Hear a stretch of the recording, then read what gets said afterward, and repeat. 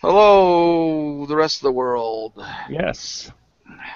You guys that might be watching this live need to join in. Get a hold of John and have him add you to the system. You know, we'd like to have anybody that's just sitting back and watching. You know, we get tired of. Marvin offered to let me post the link to this on his. You know, he's got he's got a forum on Google Plus. What do you call them? A community there, and he's got a lot of people on that community. So I may post it there too. The only problem is we're limited to 10 people here, which is fine. It's just first come, first serve. Oh yeah. Well, just that is something that has to be noted in anything that we publicize. That when the count gets to 10, that number 11 is going to have to just watch. Yeah. Anybody? What? You have clocks right there. What time is it where Eves is right now? Well, let's see. It's 20 minutes after 6 Pacific Daylight Time. So it's 20 minutes after 9 on the East Coast. 20 minutes after 2 in the morning. In the UK, and 1:20 in the afternoon tomorrow. Well, it's tomorrow in the UK also, but 1:20 in the afternoon in New Zealand. And take a couple hours away from that, it's like 11 o'clock in what would that be? Is that Eastern Australia? Yeah. In the Sydney area, I think it's like 11 o'clock. And then if you go clear over to Adelaide, it's like 9 in the morning, I think. Australia's got a lot of time zones. I sent Pete the URL, or not Pete, I sent Eves the URL. We'll see. Oh. Well, that's right. Eves is in Germany. He's in Germany, so it's yeah, he's probably sleeping. It's 3:30 in the morning. Yeah. His time. I imagine he's snoozing. Yeah, probably. Because he's going to be up here in a few hours, back at it. Well, I'll say no. This is a weekend for him, so. I did tell him to bring his camera. I didn't realize he was into that too, but him and I actually. So I think he was bringing his camera, so hopefully he'll get some pictures. Oh, yeah. Yeah. So, Pete, what are you working on? Currently, I am working on finishing the wall to insulate my shop, which is why I keep muting it, because I'm hammering. But I have, so we have a 4-car garage, half of which is my shop, but I just kind of had insulation in between behind some shelves and stuff for about half of it for last winter. So I'm trying to get a little more permanent this winter. There you go. You have a heater in there too? Yeah, it's got gas. Yeah, I can show you the place if you want. It's a mess, but... Hey, sure. We love tours. You love tours? All right, messy tours. I'll start with the one area that's somewhat clean, and then we'll go from there. So I started setting up my... actually, I should turn the camera around, shouldn't I? Out on all this technology. There we go. So this is kind of the layout and, I don't know, layout and area. Is that holding still enough to get a picture? Yeah. So that's the heater. That's what they make them in Wisconsin. It's a sealed combustion one, so I don't have to worry about getting grinder or dust and crap like that in it. That's about it. To the yes, exactly. Room. Which is good because this thing sucks up moisture. I don't know if you can see. There's the lathe over there. What is it? Looks like a... If you can guess, you're pretty good. Lodge and Shipley? It's not it's a Graziano. A Graziano? Yeah. So, it's an Italian... Here's the nameplate on it. I don't know if it's bright enough down there. Oh, apparently it's not. No. Okay. So it's got kind of a funky, like a double ways system. So it's like a gap bed, but there's no gap. So where you see the shiny stuff there is the above the bottom ways, and then over. Let me move the carriage over a bit. Oh, here you can see. So here's the other set of ways up here. So this is the top ways, so that's what the tailstock rides on. Okay. So, but then down here, you can spin, I think it's 19 inches on this one. It's fair size, so it's a 14-inch lathe, but the gappy area is like 19. Yeah. So. Huh. Yeah, I remember when you got that. How's it been working? Yeah. Oh, it's been working great. So that's it. Got some of the tooling and stuff behind it. Got a messy shelf and all of that. Is the video tracking? I'm not sure if I'm keeping a picture of it the whole time. Well, you got it goes blurry when you move too fast, but yeah. Yeah. So this is kind of the welding and grinding part of the world. Well, get the grinding further away from the lathe. Yeah, I'd love to. I need more room, so there's more grinders. I got to get a cover for the lathe and just keep it on it. And then... yeah, they have a sewing machine over at the Hack Record. Oh, yeah. So there's the old toolbox, old bandsaw. There's the grizzly mill, which I need to CNC. Oh, you haven't CNC'd that guy yet? No. I brought it home so I could work on it more. It's not going so well. And as my other part of my wall project, this is my wife's double oven to go under the stairs in our basement. So, gotta get that out of here. Yeah. I hear for a second I thought that was the powder coat oven. You could see the hole through behind my shelves that goes into the unheated part of the world, so that's part of what I gotta get done. Ah. So, yeah. That's that. You spend much time in there in the winter? Oh, yeah, ton. Cool.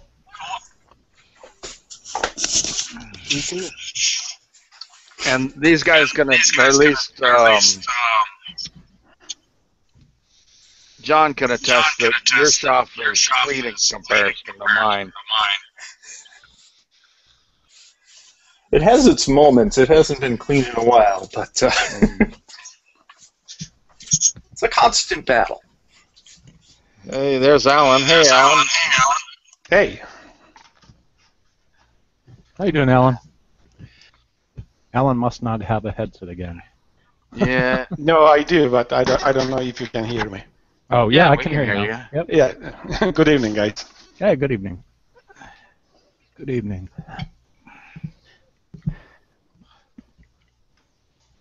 So, I almost canceled this for today, but there were people asking, what time is it?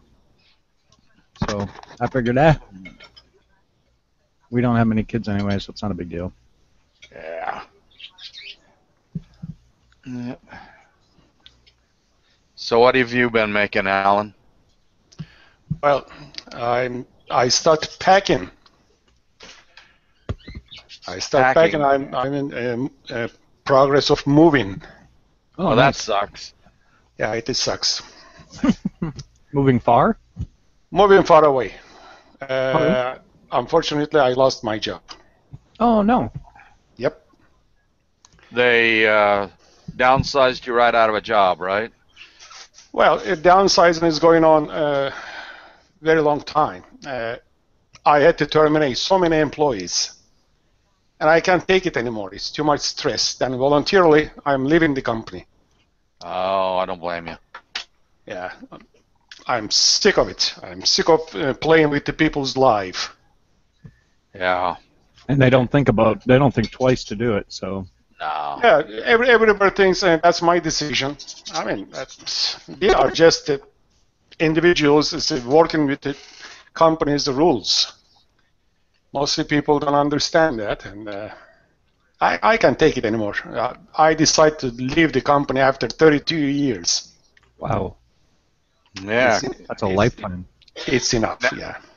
Now, were you able to retire? Take your retirement and everything, or? No, 2 more years for the retirement. I can make it through. Oh.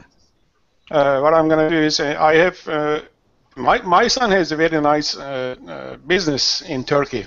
We want to join together and do something. Oh, okay. I don't know. I don't want to leave the United States, but I mean. So you're going to move to Turkey then, or back to Turkey? Yes. Oh, wow. Cool. What date what's your move date? Well, it's December 2nd. I have plane tickets, but I'm going to take off about 4 or 5 days earlier. I'm going to drive up to New York. I mean, it's been a long time. I'm not going to Turkey. All my passports and everything was expired. Yeah. Yeah, I have to go to New York to the Turkish consulate and get new passport for myself. Otherwise, I'm not going to be able to move any merchandise or the house stuff to the Turkey. Oh. Because they consider I'm the American citizen and I can't bring anything with me. I have to use my Turkish passport to take all the stuff with me. Uh-huh. Wow. I spent a week in Turkey back in the early 70s at a LAN station that is on the European side of the Bosporus, out at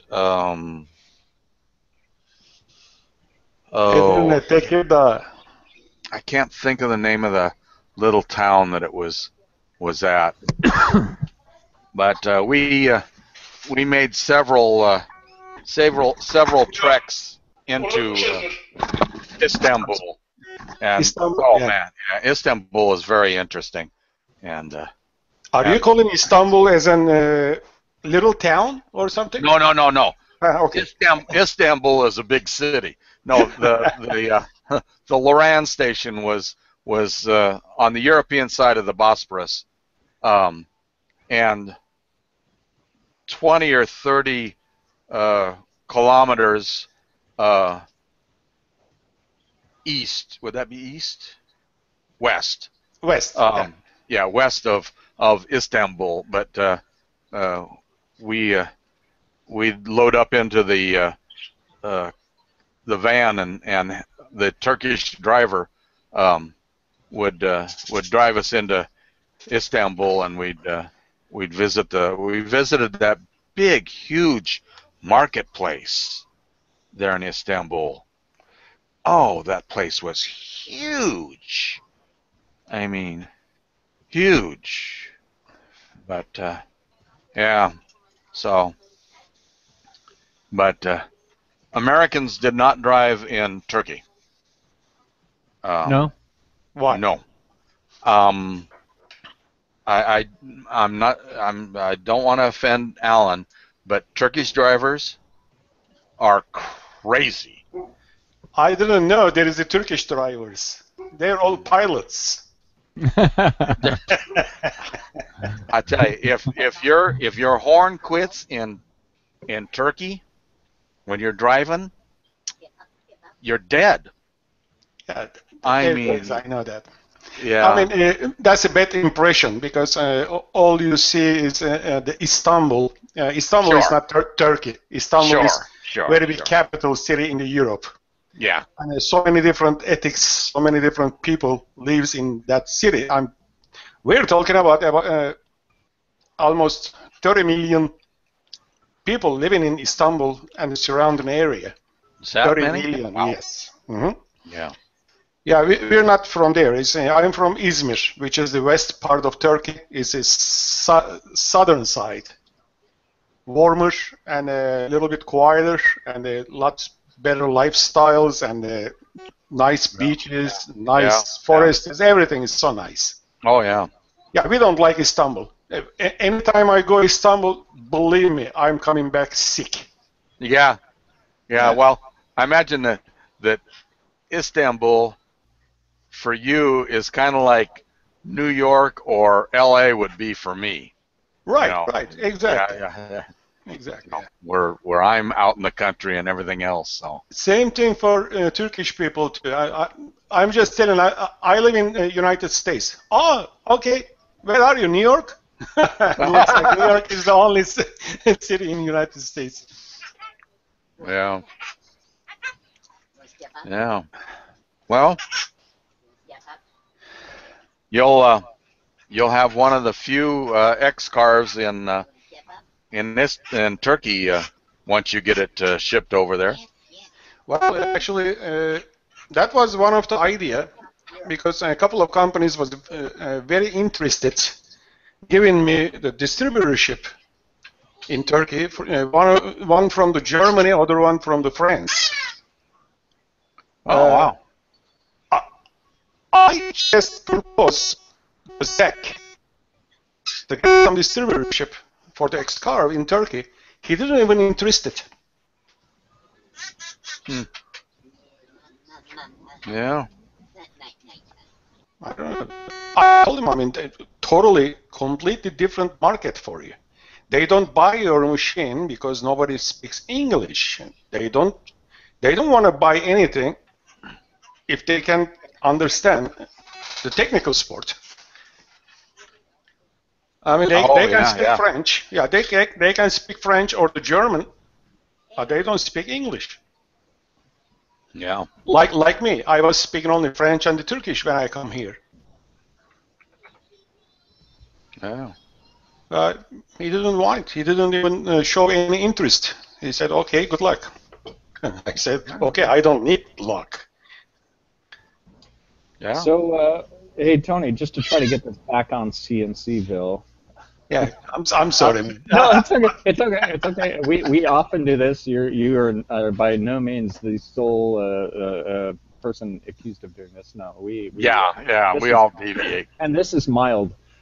But Tony, I was just curious. So you said that your taillights will not be on the car for the show, huh? No, they will be on the car. They're just not going to be wired in. Oh, okay.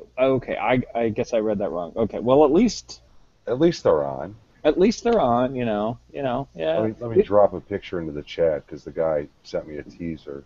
You know what you could do is you could take that picture that he drops into you and you could go into Photoshop and light them yourself. Oh yeah.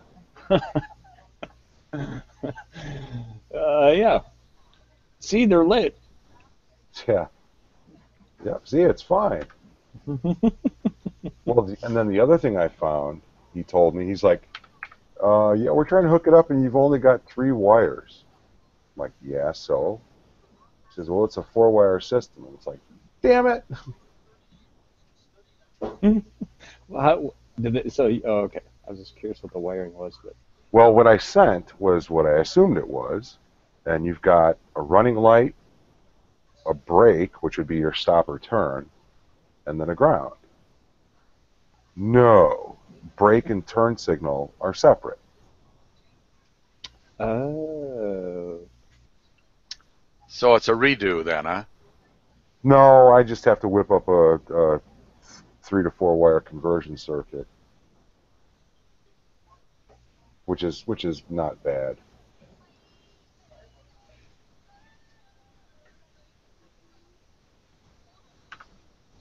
Oh, let's see. All right, here comes a picture into the chat. The car's still up on jack stands while they're assembling it for SEMA. I just see a tree now. Yep, it's coming. So's Christmas, Tony. There you go. Ah. Oh, wow. Oof. God, those look really nice on there, Tony. Yeah. They seem kind of big. I'll send you an angle shot. They seem way too thick for that car. They could be a little thinner, but that's what they wanted? They sent me that bezel, and it said fill it. Oh, yeah, they are thick. Looks good, but it could be a little thinner. Without the bumper on there, too, if the bumper was on there, it might make more sense, because the bumper is going to add some weight to the look. Yeah. So they might look better with the bumper. Yeah. Yeah. Well, that, and they look like they toe out. Maybe it's just the perspective from the picture, but Yeah, I think it is. Because I asked him, too, in that first picture, it looks like they have the left one assembled correctly, and the right one looks to be incorrect. And the guy said, no, they're both the same. It's just the angle. Yeah, those look really nice. Hey, that wing's cool. Oh, yeah. I'm sure this car will hit 200 miles an hour to have it be useful. Yeah, it looks like it's going to be a noisy 200 miles an hour with those two little itty bitty glass packs on each side. Yeah. Oh, yeah. If you've never heard one of these close by, they're deafening. What's the size of those tires on there? God, those are huge. Do you think they're 22s? Yeah, it could be. And then, of course, low profile rubber on them. Well, not even that. Not even just low profile, and those are very likely Z-rated tires, which means very soft, very expensive. Yeah. Yeah, you know all that stuff was. They got suckered into it just like I did. Here. I'll develop this thing totally for free, sure. I wonder if those are custom rims too. God, they're beautiful though. That's nice. I love the paint job on that car. Love it, love it, love it. Yeah. That matte finish is great for shows, but damn, you would not want it. I'd imagine it could be a problem to keep it that way. You'd have to definitely garage a car like that. Yeah, like the main thing is you can't ever really wash it. All you can do is hose it down. As soon as you touch it with a rag or a sponge, you're going to make shiny spots. Oh, I never thought of that. Oh my gosh. Oh God, yeah. Oh, never thought of that. Huh. Yeah, it definitely looks good on those kind of cars. That's why a lot of guys just do wraps. They'll do a matte wrap, and when it starts to get shiny, they just replace that panel. Yeah. Yeah. Now this car show is going to be close to you, or? No, this is SEMA in Las Vegas. Oh. Yeah, it starts Tuesday. I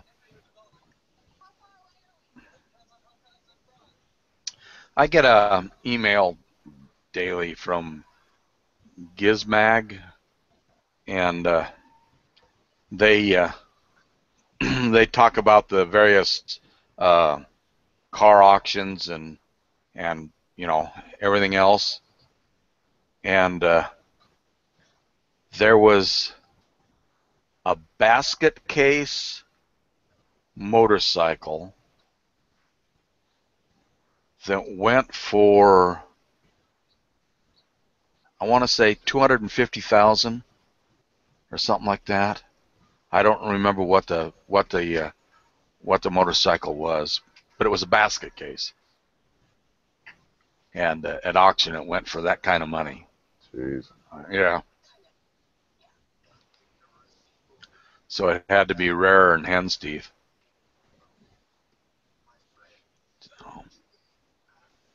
So I don't know. I don't know if anybody gets the. I post stuff on to our Google Groups, CNC Enthusiasts Anonymous thingy. I got one of those USB or wireless pendants. Those Chinese, the same one that Eves has. Oh yeah, I've got one too. Boy, those are super slick. Yeah, pretty nice. Yeah, they really are. I mean, it will. I've got a touchscreen on mine, but on my CNC router, but it'll even be more handy than that. So yeah, that's cool. Where's that? What's that? Is there a link for that? Oh, if you go to, well, here, I'll just give you the. You want to see the link of what I got? I've played. Okay, hold on here.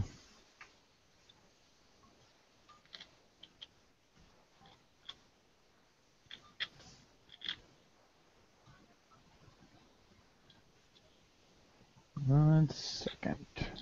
Because that's a pendant or something like that is definitely needed for me. Well, I'm not sure how it would work with what you have. Well, that's the other thing. I was thinking today, and it's like, all right, this Gerbil stuff's running on an Arduino that's got a ton of I/O. You know, how come they don't have built-in pendant support, built-in probing, you know, all that other stuff? And it looks like worst case scenario, you build a box that spits out G code so that you plug in temporarily. So like you disconnect the computer, plug in the pendant, do that, get everything set up, and then just switch back to the computer. Because I could easily see taking another Arduino or a Pi or whatever and just feeding G code to the Arduino.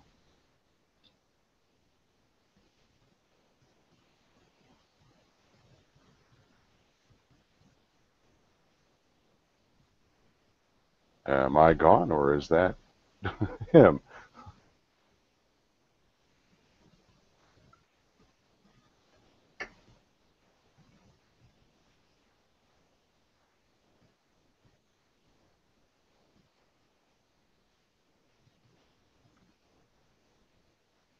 No, I see Dave's lips moving, but I don't hear nothing.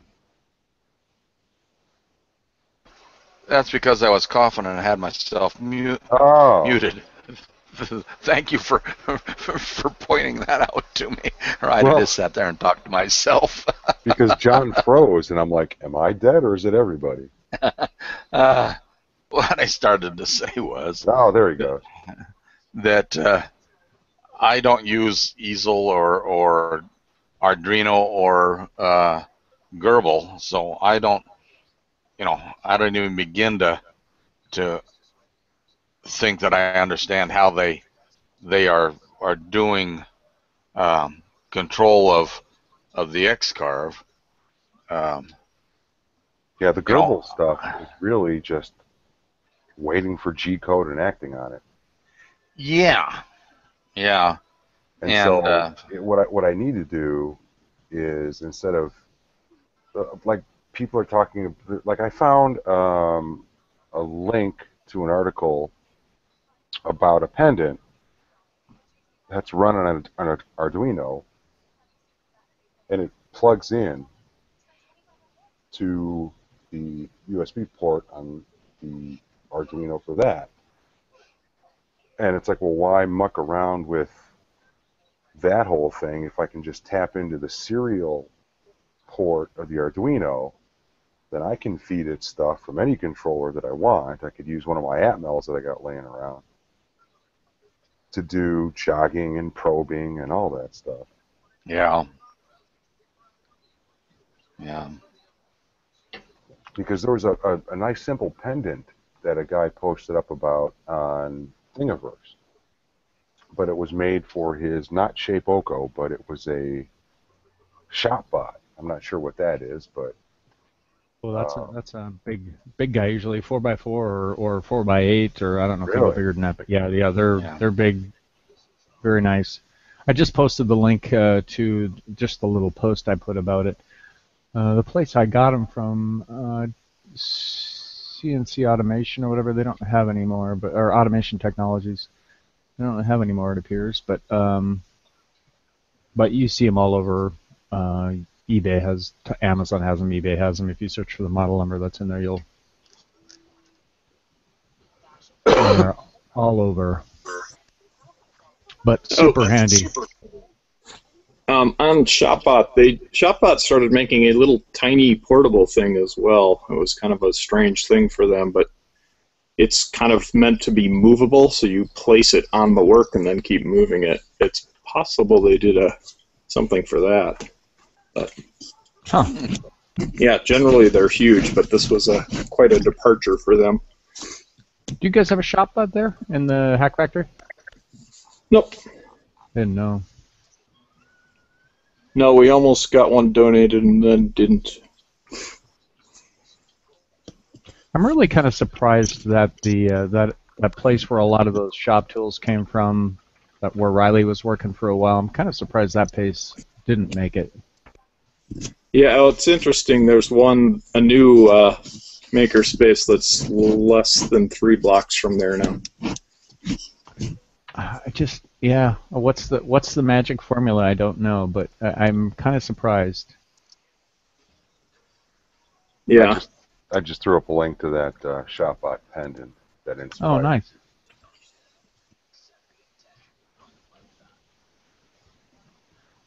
I wonder what he's using for the circuitry. So he's just using. It's probably a little optical encoder of some sort.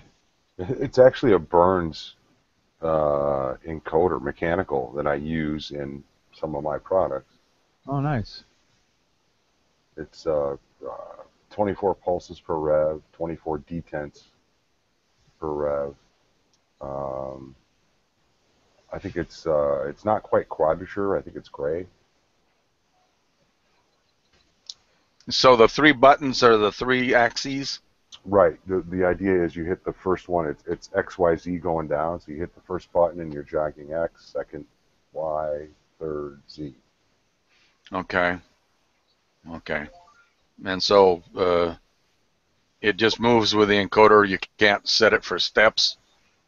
Right. He says in the directions there that you plug it into your ShopBot controller and go into keyboard control mode, and that just simulates key presses, I guess.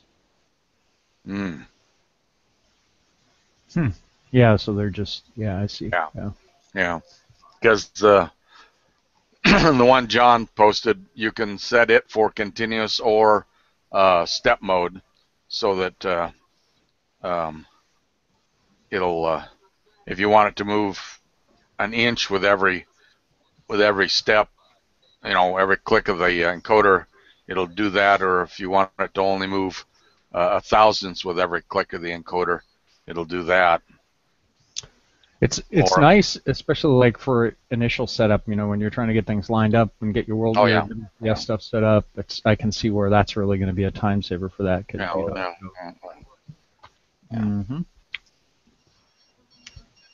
Yeah, that'll be cool. The one on my 770 is hardwired into a USB port, and then it has selection buttons for XYZA, and then you can hit. There's another button there for steps. Every time you hit that button, the steps will increment through, depending on how you've got them, and then the outer dial moves it continuous, and it's variable speed. The more you turn it, the faster the machine will move, and then as soon as you release it, then it stops, and then the center has got an encoder, and so you can set it to step mode, and every click of the center will move it a step in the increment that you have. Somebody just unplugged their headset. There, it's back on. Oh, it was me unmuting, probably. Yeah. Okay. One of the guys at our space actually has that same what you're describing, the kind of the jog wheel control. It's really nice. Yeah. You said 770, is that the Tormach? Yes, sir. Okay. What do you think of the 440? 440 looks like a capable machine. the guy there at New York CNC has been doing some. Tormach sent him one, and he's been doing some demos on it, and it looks like quite a capable little machine. He actually has a bunch coming. He's going to start running training, he just said. Oh, I didn't know that was the case. But yeah, you know, based on my experience from the 770, and based on experience that my brother had with an 1100 that he had, he ran at a job that he had, that I didn't expect the 440 to be anything but a good machine. You know, you know, the work envelope, of course, is smaller, but hey, I think they'll sell a lot of them. That's for sure. I'm betting that they're taking pre-orders like nobody's business. Yeah. You know. So. Yeah, I was thinking. I'm in theory working on my conversion for like what 2.5, 3 years now. That would have been a better option had they had them at the time. Oh yeah. Well, and not even. I mean, just think. You know, these projects have a way of. You know, what's the actual cost of the project to convert that? Well, who knows? Well, you had to buy the lathe, right? So you could turn the parts for it. So yeah, it's substantial. Yeah. So it might be more economical to just do something like that. Yeah, it's nice. I've been watching NYC CNC stuff. He really likes it. And yeah, very nice. Well, that, and he knows how to put it through its paces. You know, I know that I'm a lot more conservative when I'm running my 770 than he's been running that 440. You know, he's been moving a hell of a lot more metal than I ever think of moving with my 770, just because I run so conservative, and you know. But I was over at the machinist over at his shop on Saturday, and he's got two Haas lathes. He's got a TL3, and I think the other one is a TL2.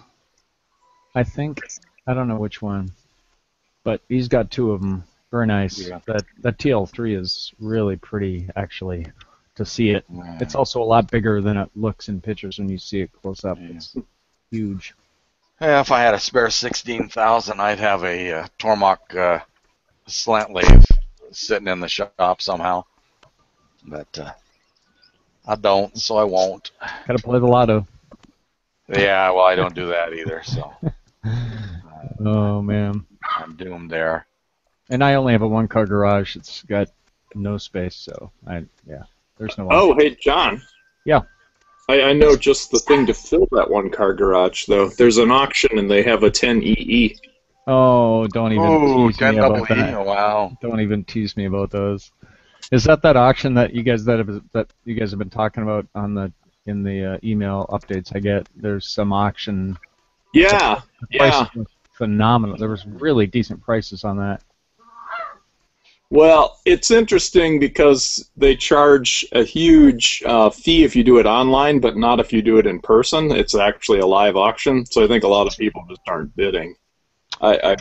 There's a Haas mini mill in that one too, and it's at like $1,600 now, but I'm sure it's going to go for 10 grand or more. Yeah, there was a lot of equipment that had I been there, I might have bid on. I was looking. There were some welders that were in the auction list. Yeah, there was a bunch of stuff, neat stuff, and that was in St. Paul, right? I think. Yeah, near there. It's in Oakdale. Yeah. There's a really nice. I've never seen one before. It's a 14-inch Kalamazoo vertical bandsaw for metal that has a crank table. may have to put a bid in on that one. That'd be nice. 14-inch, nice size. Yeah. And just take one more bay of the 4-car garage. Well, it's not that much bigger than the 12-inch bandsaw I have now. So instead of putting a different motor on that so I can cut metal, I'll just be done. There you go. Do you have a metal bandsaw in your garage now, or no? I don't. I have a variable, like a 1-horse motor and controller. I was going to swap out the one on my existing bandsaw, but haven't gotten to that project yet. Yes. And every time I go to cut something, it's like, the throat's not big enough, so I was like, Every once in a while at the swap meets out here, I see the handheld bandsaws, and I may have to. You can get them for cheap, so I may have to get something like that and fix it up and clean it up, and just to have something. They'd be pretty handy. I keep seeing the 2,500-pound like Grobe and Dual saws on cheap, but it's because they take up your whole garage. So. And they're probably still single phase, right? They're not 3-phase. Oh no, they're all 3-phase too. But oh well, there's the other. Hey, rotary converter, you're in. Nah, screw that VFD. Well, they are VFD, yeah. VFD all the way, I think anyway. Mm. So. Yeah. Well, it's been a quiet night, guys, I think. Yeah, well, we haven't had Andrew or Eves here, so, they're the life of the party. No, I haven't even done an awful lot. I had to build if you've seen pictures of my setup in the past, but I had it on a metal bench. Looks like it could have been a welding table at some point. The top was an optical bench. But it was just too low. It was probably 30 inches high at the base where I would put, the router. And just trying to bend over all the time to do anything with it proved to be a pain in the back, literally. So yeah, I built a table that's at the top sits at about 37 inches ish, thereabouts, and I used one of those Craig jigs. I had it and hadn't had a chance to use it for anything yet. And man, oh man, I can say that those are pretty slick. Oh yeah. Yeah. Yeah. And it went together pretty simple. I just cut, I found the plans and cut all the 2x4s out and did all the pocketing on the holes ahead of time and basically just put the Lego kit together. So it works there you go. Well that way, yeah. So that's done, and I'm just kind of at a stop. It seems like every time I get ahead on the CNC router, something else stops. So I've got my new inductive end stops here, but I could put them on, but I'd have to take it apart to drill holes to mount them. And the new end plates, the new Y-axis end plates that Eves is kind of designed and I'm having made. Those should be, hopefully done. There was a problem in the drawing file that we did. There were some dimensions missing, and I went there on Friday and talked to him, and I kind of got a lesson in proper drawing file etiquette, I guess, for lack of a better way to put it. How do you do dimensioning in a drawing file, and how to not miss stuff. And he's very nice, and he kind shouldn't even need it. What's that? Shouldn't even need it, or unless he's doing it all conversational. Yes. Basically, yes, he doesn't. He likes to see dimensions, so.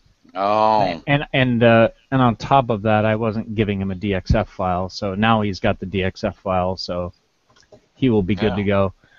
Yeah. But But it's good to know. It was a good lesson. He spent maybe 15, 20 minutes with me just kind of showing me, like, okay, if you're going to do this, you don't need to show the dimensions. If the pipes are all the same, if you've got 10 holes that are all the same, you label them A, and then you document one of them as, 10x space, the diameter, and then, so there's some methodology to it. And he gave me a couple of his old drawings to reference, so I went through and redid the CAD file for the end plate and sent that to him on Friday. So hopefully this week those will be done. Cool. And the next batch of Makita mounts is hopefully this week too. Well, it will be this week for sure. He's already told me that. So those will be out, and yours will definitely ship, Alan. So you'll have it way before you leave. So when you get wherever you're going, you'll be able to set that up and cut away. So that's kind of what I've been doing. So as soon as I get those end plates from the machinist, then I'm gonna put those on my X cars right away just to test them out. Make sure everything is right with the design so that we don't have to change anything, and I'll get the new end stops on it, and that's about all I'm waiting for. Well, that, and then about that time we'll be hitting the go button on the new Z-axis stuff too, so it'll never stop. Maybe I'll have a machine I can use at some point. There you go. Sounds like you have time to play with the newer version of Linux CNC now while you're waiting, John. Well, I'm using 2.7. I don't know if that's what you're referring to. Yeah, have you looked at the, what the hell do they call it, the features part of it? Oh, did they include that in it? Yeah. Oh, I haven't seen. No, you know why I haven't seen it is because I'm using Gemmacampy. Oh yeah, there's a version for that too. Oh, well, I would definitely have to look at that. I think there's a version in it, but the newest one is on GitHub. But you basically there's an installer or a setup thing, and then it'll punch it into either Gemmacampy or Axis. It's quite cool, actually. Yeah, I emailed. You sent me that link, and I had a different link for it, so I emailed that guy, and he was very nice and sent a nice reply, and basically said the link that you had sent out for that, the link that you had gave us, is the correct link. It sounds like he's going to be the caretaker of that from now on. It sounds like. But yeah, it's neat stuff. I really like Gemmacampy. I kind of went away from it and went back to Easel for a little bit, but Easel. I don't know or not Easel, Axis. Yeah, but I really like. I've got a touchscreen on mine, so it just makes sense. There's some buttons that I'd like to have a little bigger. But yeah, for touch that looks pretty cool. It looks also like they did a lot more work if you're going to use like tool auto height and stuff like that. It looks like they built that into the Gemmacampy much more than in Axis, but I haven't gotten to play with that part yet. Well, I might have to do that tonight. I'll have to go and look at that and see. I mean, I have everything hitched up to my machine, and I can jog it around, so it's just awkward without end stops. I have to fool it. But yeah, I've had. I was on a 2.7 alpha release for a while, and then I think a couple days ago I just did an apt-get update, and it updated it to the, what are they on, 2.7.2 now or something like that?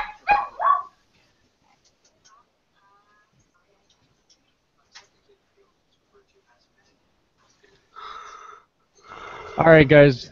Everybody is passing out. Look at Dave. Yeah, really. Sleeping. I'm sleeping. I'm gonna call it. We've got about an hour in here anyway. Yeah, so yeah, that'll work. All right. Happy Halloween. All right, guys. Happy Halloween. Yep. Hey, guys. Till next week. Bye.